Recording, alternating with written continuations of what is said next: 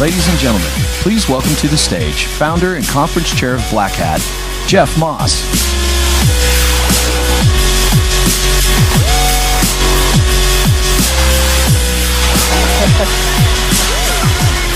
Okay, let's see if this like Madonna headphone thing keeps working. Thank you very much, right over there. Hey, I want to thank everybody for coming. This is the 15th Black Hat. Yeah, I mean, has anybody been here since the beginning? Besides me? No, I mean, any of you guys tough it out with us? Couple?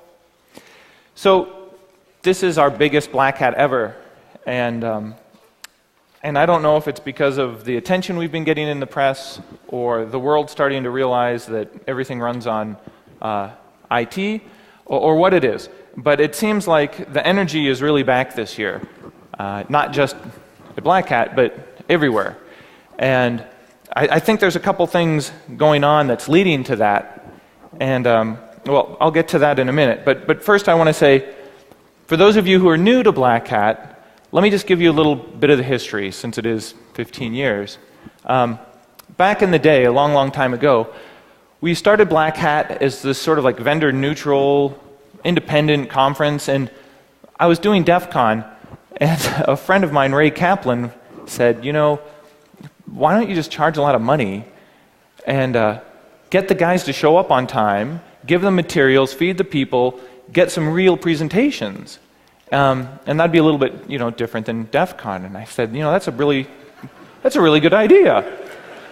I should probably do that. But I didn't have the money at the time. And so I waited a year and I saved all my pennies and borrowed some money from Dad and then started it a year later.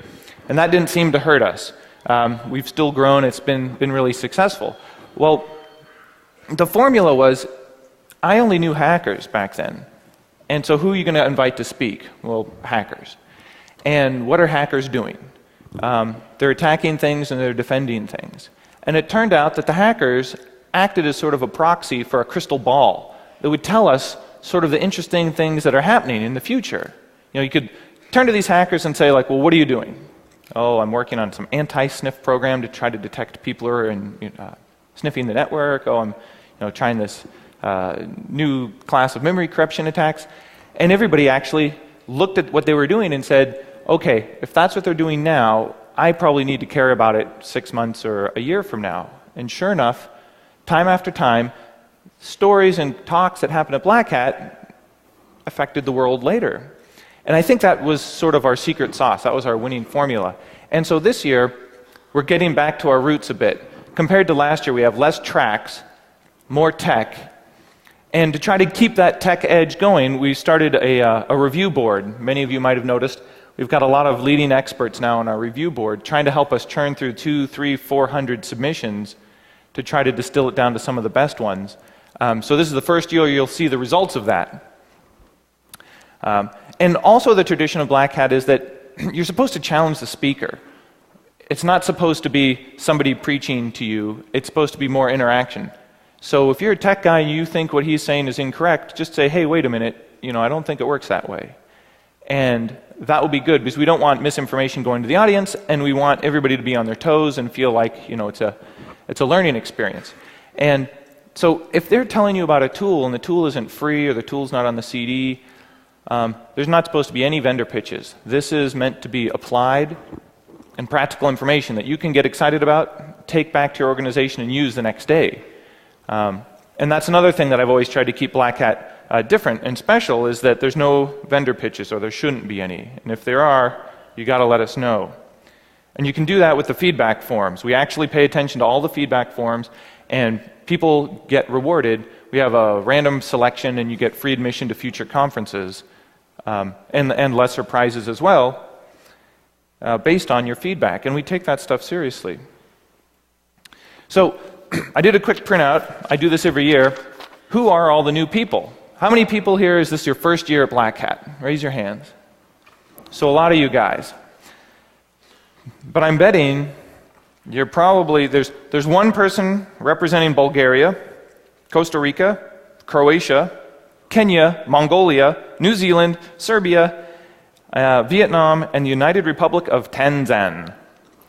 And as you can guess, America is the number one representing, closely followed by Canada, the UK, Sweden, Australia. A lot of people from Israel, though.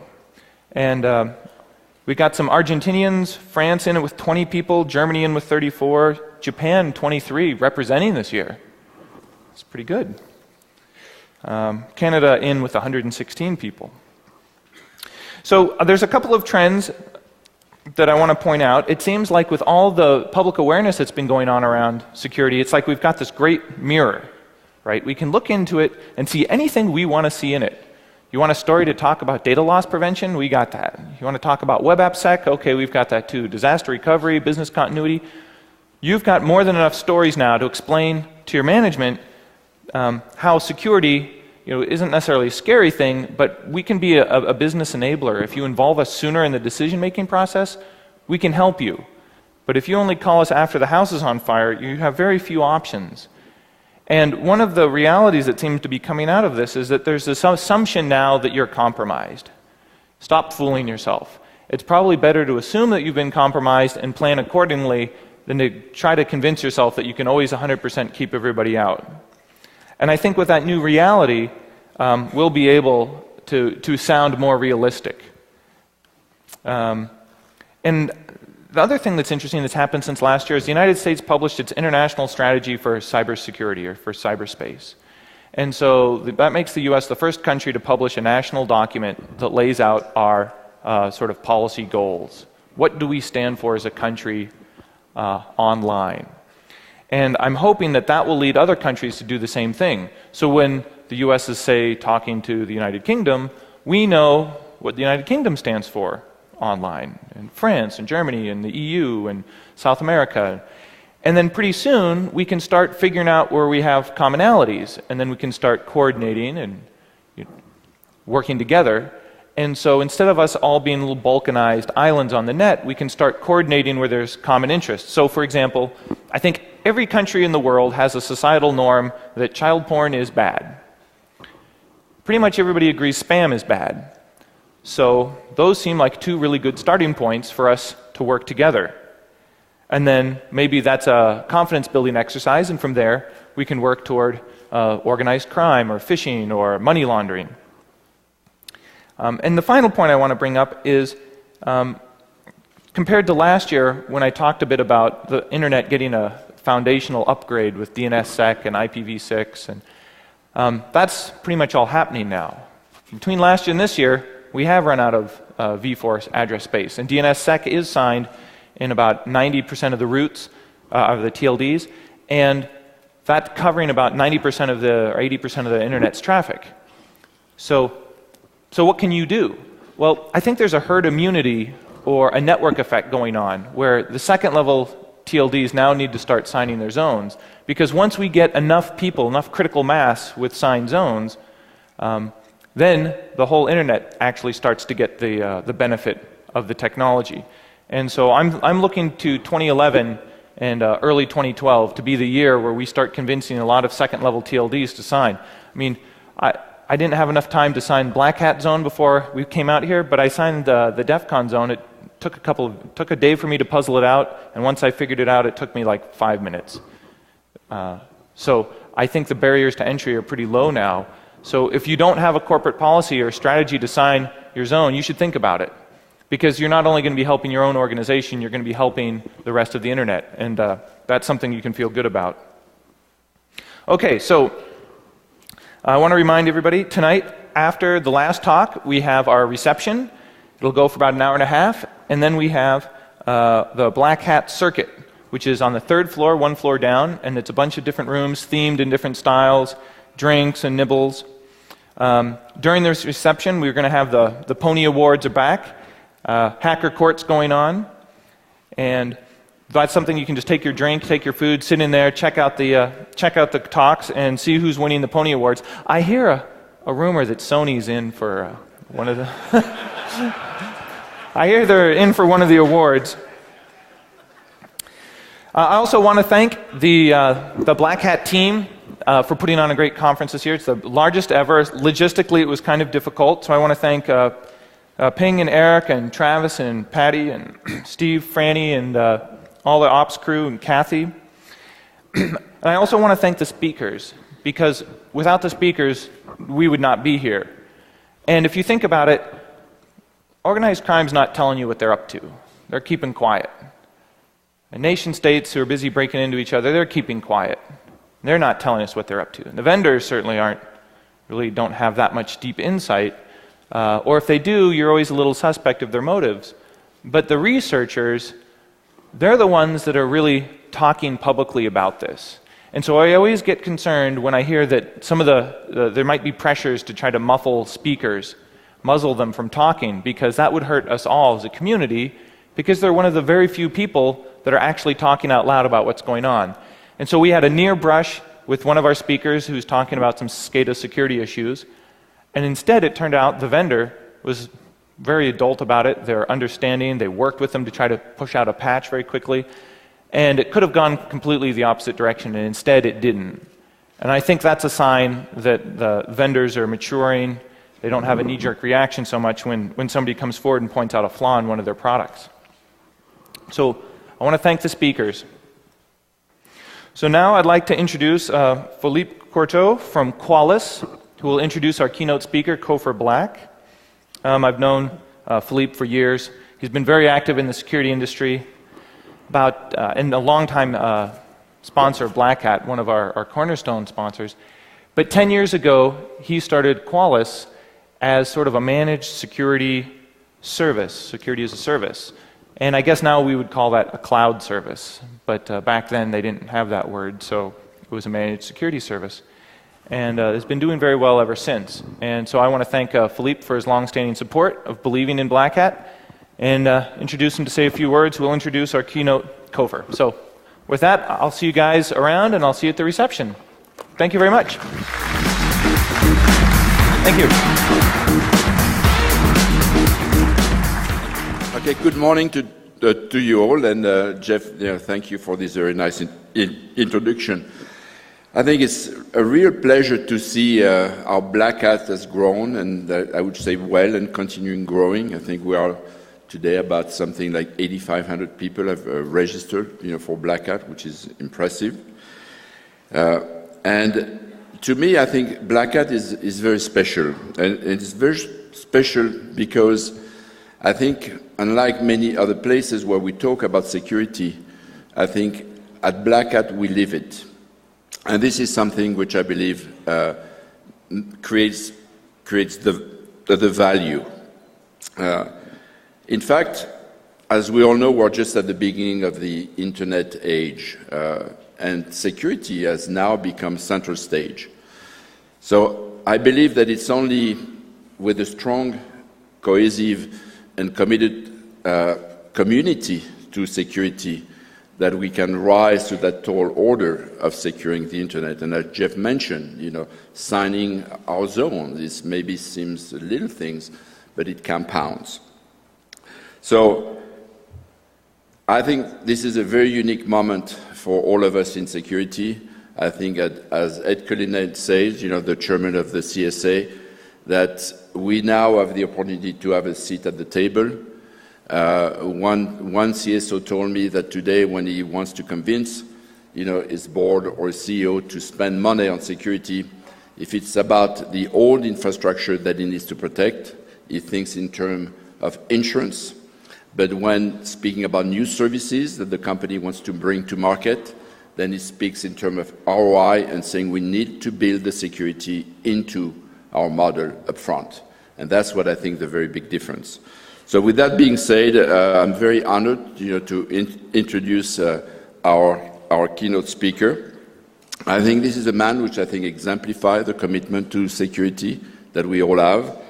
This is a man who has an internationally renowned expert in counterterrorism, spent 28 years at the CIA as, in fact, a curriculum that it's for me too long to go and tell about. But with that, I'm very honored to introduce Ambassador Kofor Black.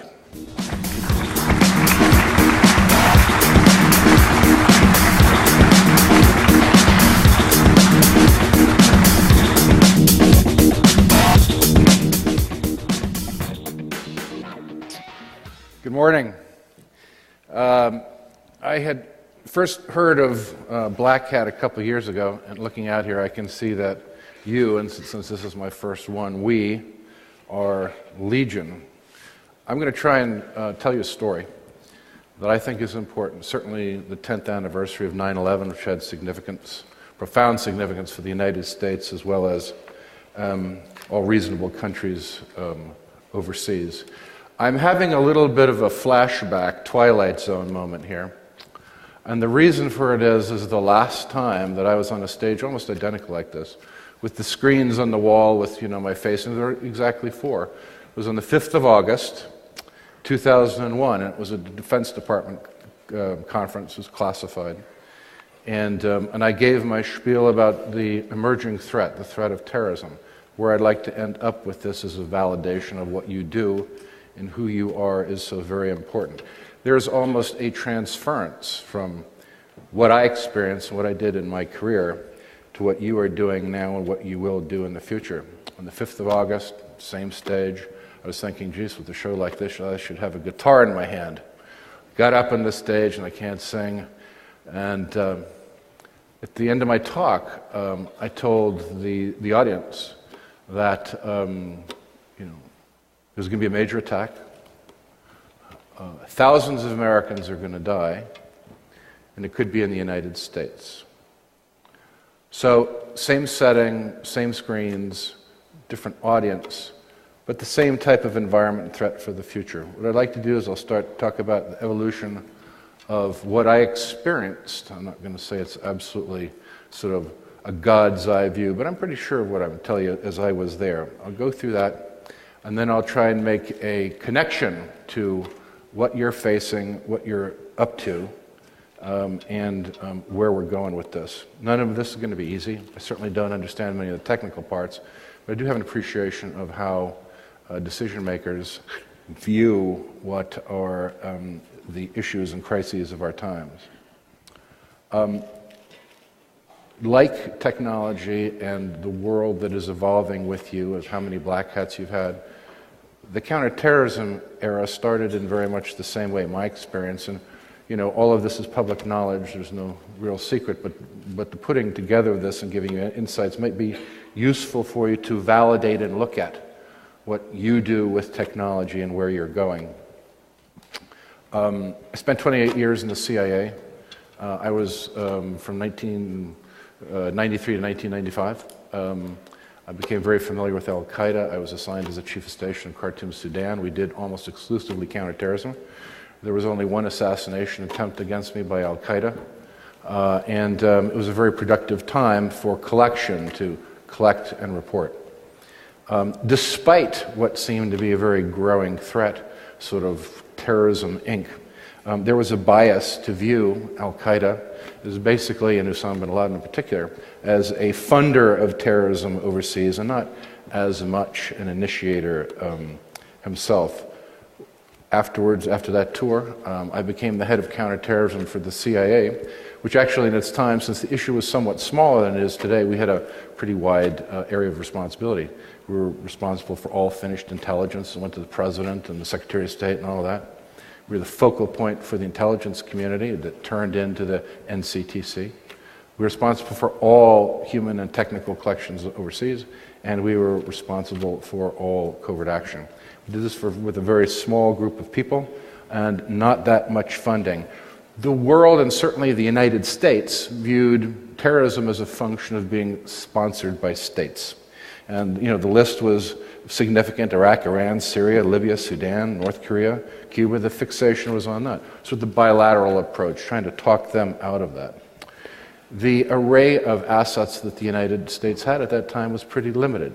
Technology is very much in the same way. It is ramping up, and I think we all will be surprised in 15 and 25 years where your world ends up, analogous to where my world of counterterrorism wound up. The U.S.'s premier law enforcement agency, the FBI, absolutely great. They were encumbered by a law enforcement model. After 9/11, they became more preemptive in intel collection, and I think their efficiency became even higher. Oddly, the U.S. military, and to quote the chairman of Joint Chiefs in the 9/11 hearings, the U.S. military did not do counterterrorism. It did anti-terrorism. It was concerned about things like posse comitatus and the like. So, you know, the CIA and certainly the counterterrorism people in it sort of writ large. We were primarily concerned about things that had killed a lot of people, such as Hezbollah. Al-Qaeda was seen as sort of a financier that was growing over time. Those days, like technology today, was escalatory. When I took the job in June of 1999, an esteemed colleague, expert on Afghanistan, was writing editorials saying that, you know, this thing with Al-Qaeda is way overblown. In fact, the United States should send out a memorandum to the Taliban saying, we promise you we'll never attack and let's negotiate. A year later, in the summer of 2001, the media was concerned about shark attacks. There was either inability to come to terms with us or a denial. There are, and we'll get to the end of this, sort of analogies to technology. In the Middle East, you think people that would actually be very knowledgeable about this. In my wandering around the world, the approach was basically, hey, this is our patch, we know what we're doing, don't worry about it. In East Asia, it was seen mainly as a criminal thing. These are criminals, such as, you know, they are credit card thieves, so how could they be terrorists? Europe had just come out of a long engagement with the Cold War. The wall had come down, the Soviet Union had gone away, and they had an extreme difficulty validating that this was going to be a threat to them, possibly the United States, but certainly to them. The Russians were concerned about Chechnya, and Latin America basically was revolved around Colombia and the FARC. This activity went along until about 1999-2000. You'll remember the Y2K business. Most of the fixation was on this. In the counterterrorism area, we had a thing called the Millennium Threat. You may remember this also to be where a terrorist came across the border in the west coast of the United States, Rassam, went through a checkpoint, jumped out of his car, ran away. The FBI would call that a clue. They grabbed them. They found out there were explosives. And there was validation of the effort that had gone into this. In the Situation Room, as this was going on, I remember the head of the FBI said, so Kofor, what's the probability of U.S. targets being struck? It's 8 out of 10. 8 out of 10 and probably 15 operations. Many of these were stopped, certainly outside the United States against American targets. One huge one was in Amman, Jordan, and that was stopped and we went on our way.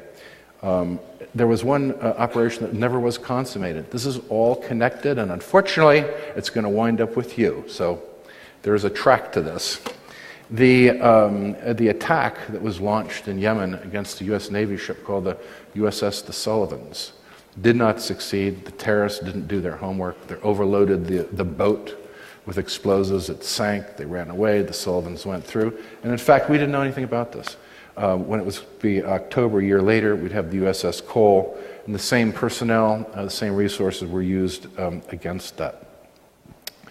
The Cole action was significant because obviously attack had taken place. We were able to prove very quickly that this was Al-Qaeda, but the demand for validation that the orders had come specifically from Osama bin Laden took quite a while to do, too long, but 4 or 5 months. Validation of threat and attack will come into your world. The administrations that engaged this subject, the Clinton administration went through 8 years. Their appreciation of this was escalatory. There were issues involved with this. At transference to the next administration coming in, the Republicans, and I was at the meeting, the view was, the Democrats said, this is the greatest issue that you're going to face. And I think the Republicans, new administration coming in, wasn't too sure. They wanted to research this, they wanted to take a look at it. And it took them a while to validate that this was true. There was a lack of appreciation of the threat this was going to be. And in hindsight, there's a lot of confusion, the reality of how these things went. The transference in time was not really fixated on this threat. We were interested in more things like ballistic missile defense and the like. But the process went on. We came towards the summer of 2001. And in this was an increasing volume of intelligence that we were developing that was shocking and haunting. It's another thing for technology. Over time, as you identify problems and threats, there is a delay to validation that indeed this is a great problem. Reports were written in the President's Daily Brief that Osama bin Laden was determined to attack the United States. Every senior official in the United States government was briefed personally. And the worst of these times, I think, turned out to be represented by a non-scheduled meeting that we requested. And I went to George Tenet. Our guy came in with the latest threat briefing. It was really bad. My feeling would be if any of you were presented with this type of intelligence, you'd say this is an extreme threat. Action needs to be taken. So presented this to the CIA director. We went forward, went to the White House, met with Condoleezza Rice, gave the presentation, looking for validation that we were all going to move into action as a follow-on to all the briefings we'd given to the various different agencies. Men's minds have difficulty adapting to things for which they have no personal experience. And that's why I think things like Black Hat are so significant, to identify, develop technology, but also to be advocates for where this is all going and to help people to develop an appreciation of where to put resources and what to do. At the end of the meeting in July, I was asked, what should we do? And my response was pretty dramatic. This country needs to go on a war footing now. We continued to move along in this pace to collect. There were some threats that were stopped. And at the same time, the counterweight was there were articles and editorials in newspapers saying you have a greater chance of being killed by a bee sting than you do by a terrorist. This Al-Qaeda thing is greatly overblown. It was reflected also, I think, in the leadership of this country. But if you wish to say, well, the Americans were slow, they were comparatively quicker than our partners overseas. I know of no nation overseas that had validated this threat certainly as much as the Americans, although we would have liked that we could have done more. People say, were you surprised when 9/11 took place? And I can tell you that neither myself or my people in the Counterterrorism Center were surprised at all. And in fact, it was sort of a strange validation that what we had been anticipating, major attack, thousands of Americans dead, and the information we had behind that, had indeed taken place. What was shocking was the loss of life, yet at the same time, I guess it could have been a lot worse if you look at how many potential occupants there are in the towers, and we went forward with that. I will tell you, from my perspective, our people were psychologically prepared. They knew they had to react and respond. And in the technology world, you may face similar issues in the future. But the rest of the establishment was not. There had not been appreciation. This was a real threat. They may have to do something. And so on the morning of 9/11, I was seated in my office and looked at the TV screen, and the plane had flown in one of the towers, and my office manager came to me and she said, the plane flew on the towers. It was a small hole. I didn't really think too much of it. As the captain of the USS Cole, remember the U.S. warship that was attacked in October before, came in to pay a courtesy call to say, hey, thanks for the support that we had provided in support of the FBI to his ship and his crew. As he came in, the phone on my desk rang. It was a colleague of mine who had was very familiar with military things, and said, hey, we've got a big problem. I was watching the plane fly in the tower, and the problem is that I could see the control surfaces moving. The pilot was flying the plane into the building. As he said that, he was in New York, he said, I'm evacuating my position. There's been another impact. And at that point, it became very clear that this had started. It was a very chaotic time. And again, at the end with technology, the chaos and the confusion can be a great inhibitor to sort of clear action in a linear way. We very quickly participated in responding to this crisis. But the advantage that we had, we'd been working on this for 2 years. We knew this was going to come. We were as prepared as we possibly could be. And we had two basic things. We had the Afghan war plan, and we had the worldwide attack matrix. The Afghan war plan was basically a covert action initiative that had been coordinated in paper that was never released, which basically would project into Afghanistan to engage Osama bin Laden and al-Qaeda.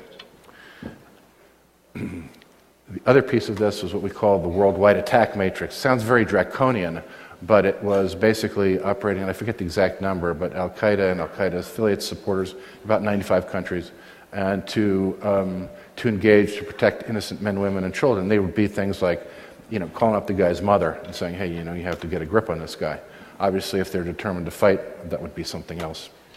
As the day went along, the CIA director said, we have to clean up this plan. We dusted it off. We had it the next day, and then we started the whole process rolling. Met with the president. And the amazing thing is, in crisis, the entire bureaucracy drops away. All the inhibitions we'd ever had to get more money, more people, get people to listen to us, absolutely all dropped away. It was like the clouds opened up as a result of a catastrophe. Sort of sunlight comes in, and there's a pretty speedy approval process of how we were going to approach this issue. We had plans, we were ready. The Defense Department, again, according to General Myers, this was not their thing. They weren't as ready. Meeting at Camp David and the rest, we got the nod, went forward, and we proceeded. And I will tell you, I've had the greatest life of challenges and opportunities, and I think one of the most profound things I ever had to do is meet the men that were the first that responded with the initial waves going into Afghanistan. They were very small teams. They were extremely brave. It was sort of like the OSS in World War II. These people were to fly in on our helicopters that had been pre-positioned in advance, and would fly in at night and set down a certain coordinate and get out and link up with locals, but these things don't necessarily always go right. Before this started, I went to the director and I said, you're the one that's going to have to make the call on this, and my expectation is we're going to have anywhere between 40 and 60 of our people killed. It could be really bad, it could be on TV, and the essence of this is there can be no hand-wringing, no self-recrimination. You have to respond quickly, immediately send in another team. And some of these moments in history, he was looking at me chewing on a cigar, thought about it an inordinately long time, and he said, okay, go. So this went forward, had a good plan, meanwhile doing the other things around the world. The technology, people responded very quickly in terms of the kit and everything they had to provide. They went in, there was never more than 110 CIA people on the ground. Eventually they lashed up with about 300 special operators that had the capability to bring in the ordnance. The essence of it was a plan. It was a plan that basically appreciated why men fight for prestige and honor. This is their land. They'd been invaded by foreigners. The foreigners in this case were the al-Qaeda people. They had money. They were taking the resources. By this time, they were not well liked. So our story was, we have been hurt. We've lost a lot of innocent men, women, and children. We're coming in to assist you, to rid you of these people. And it went marvelously. Within 10 weeks, all the cities in Afghanistan had fallen. The link up between the allies that we had developed in Afghanistan went well. And we had supplied them with something like 1.69 million pounds of supply. You had a contrast between very high technology, and you had operators riding on horses with wood saddles. It was an effective blend of two cultures over time. There was bold leadership on the ground. It was something that we're all very proud of. We had called the threat, we had warned, we had this catastrophe, and these same people, under this situation of extreme psychological shock, responded extremely effectively, and won what I think is, to their credit, one of the quickest, most cost-effective victories without collateral damage. But all stories don't necessarily end well. And one of the thoughts that I and my colleagues have always had is that with such success over time, we were able to locate very precisely Osama bin Laden and his last 250 guys in December. We knew it since late November in a place called Tora Bora. And it was after a considerable campaign of the Air Force dropping bombs and the like, we requested that conventional forces be put in to block these guys.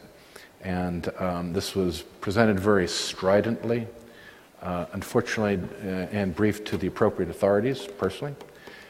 They did not do this. And I've always thought it'd be extremely unfortunate. I've asked a lot of people involved in this that viewed it from other viewpoints, and no one's ever really come up with an answer. Any of the ideas that the intelligence wasn't accurate or they didn't have the forces, I don't necessarily think hold up. So what was a great story wasn't really consummated at the end, and it's one of the regrets of my life. I mean, this the President of the United States, way above my pay grade. I would only see him rarely. In fact, before 9/11, I never saw him at all. But we were able to present this information to him, but I just wish that we could have underscored that even more, and action could have been taken, but it was not to be. The intelligence was good. The technical intelligence was exceptional. And one of the reasons was that we had recovered on the battlefield one of the very short-range radios used by an Al-Qaeda member communicating with Osama bin Laden. We had a linguist translator there, had been working on this for 8 to 10 years, knew it well.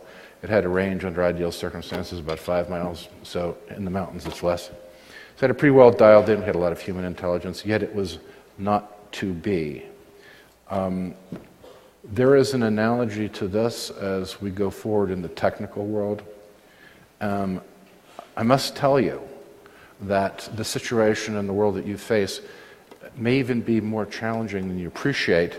And I don't even understand all the technology, but here we are at 10th anniversary of 9/11. Osama bin Laden has been rendered to justice. Our decision makers are saying that Al-Qaeda is in a position of strategic defeat. And Secretary of Defense Panetta says that there is an expectation of imminent collapse.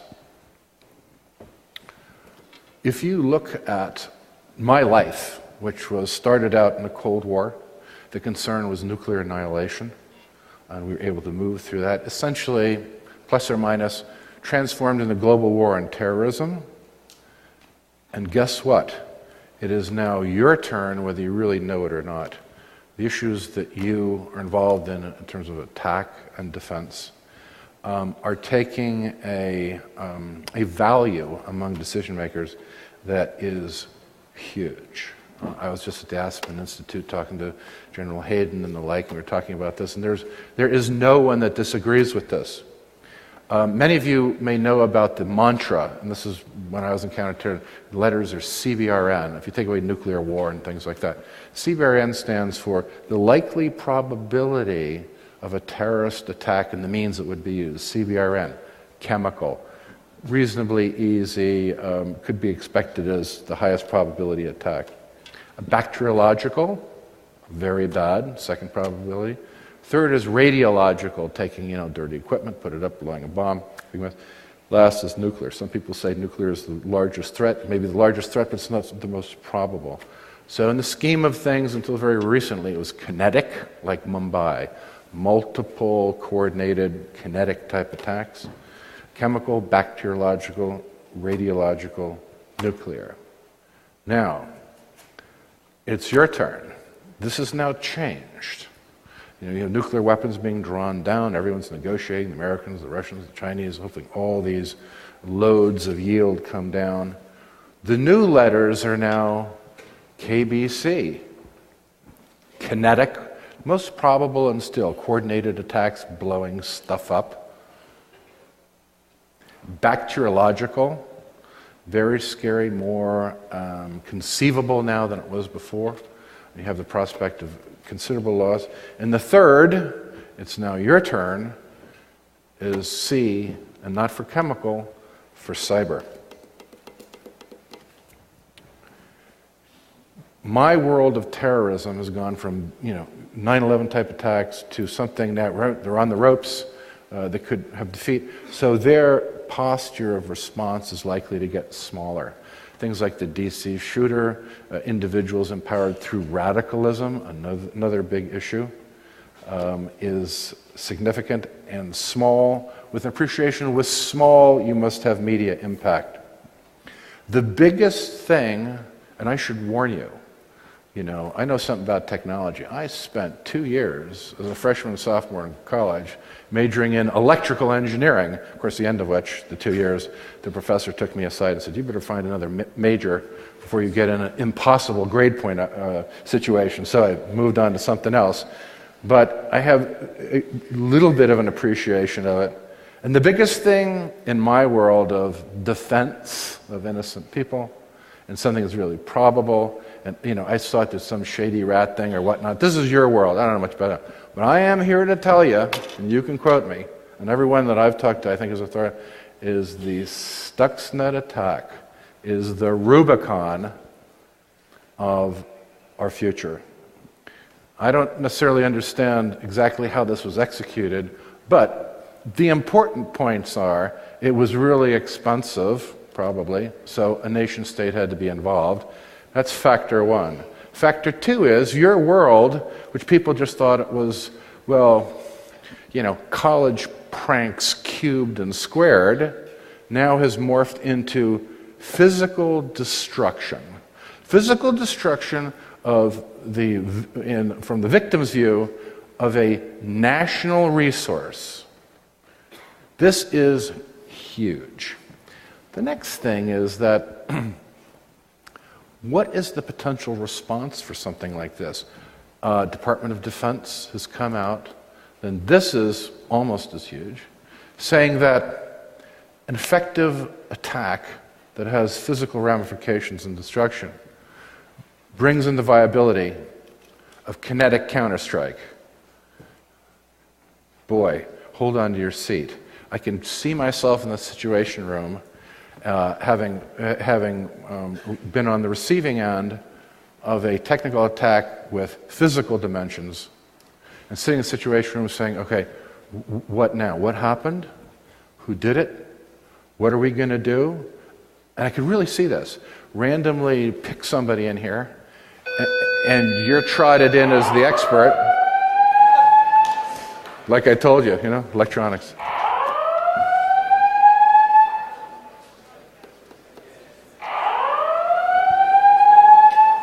I'm usually not of a mind to continue presentations when the klaxon horn's going on. Just let's hear what this says.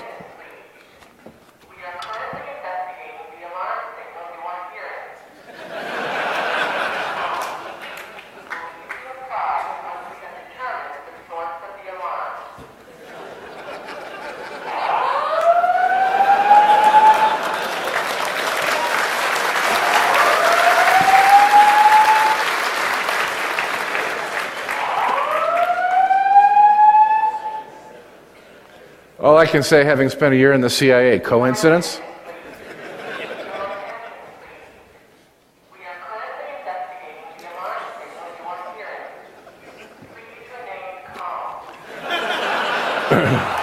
Just follow my lead, stay calm.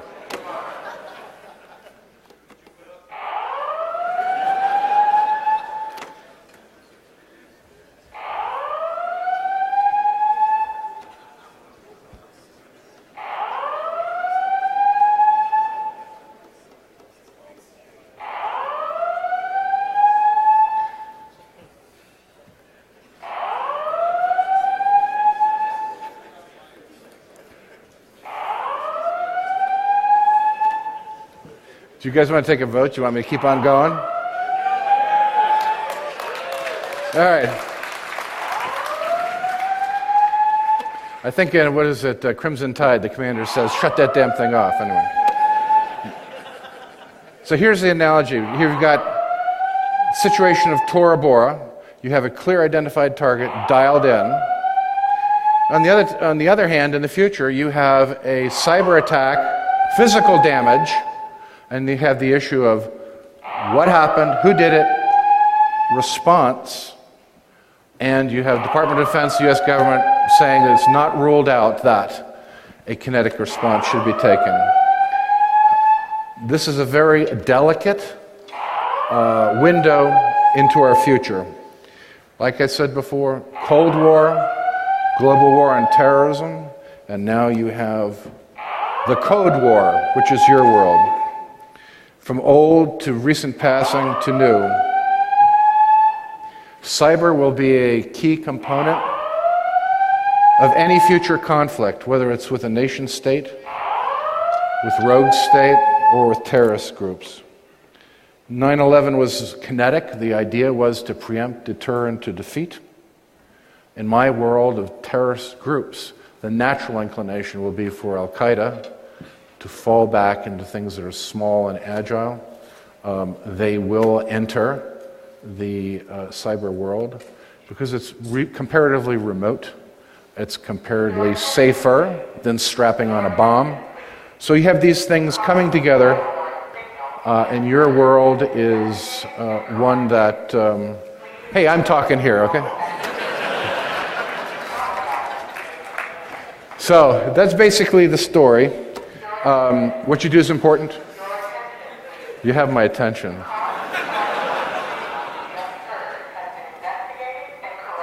Thank you.